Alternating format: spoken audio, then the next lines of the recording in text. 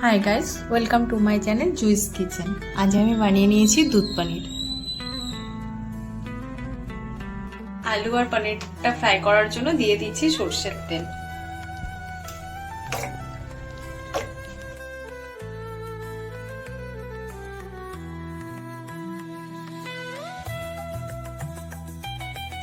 পনিরগুলো ভাজা হয়ে গেছে, এবার তুলে নিচ্ছি।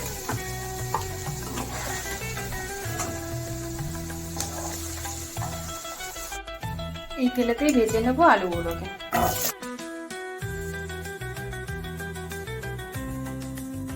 আলুটা ফ্রাই হয়ে গেছে, নামিয়ে নিচ্ছি।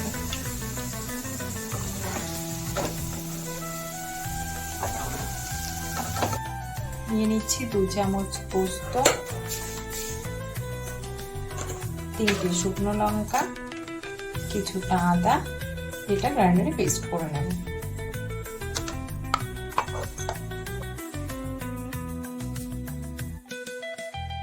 গরম হওয়া তেলের মধ্যে দিয়ে দিচ্ছি গোলমরিচ, দারচিনি, এলাচ আর একটা জায়ত্রী।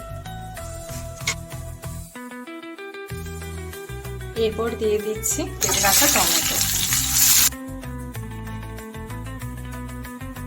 এবার দিয়ে দেবো পেস্ট করে রাখা পোস্তটা।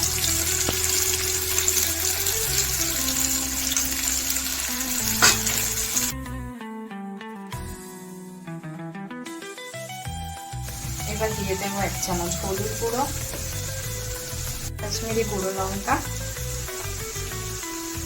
পরিমাণ মতো নুন, আর নুনটাকে ব্যালেন্স করার জন্য 1/2 চামচ চিনি।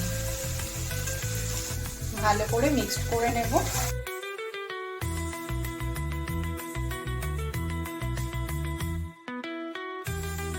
এবার দিয়ে দেব ভেজে রাখা পনির আর আলুটা।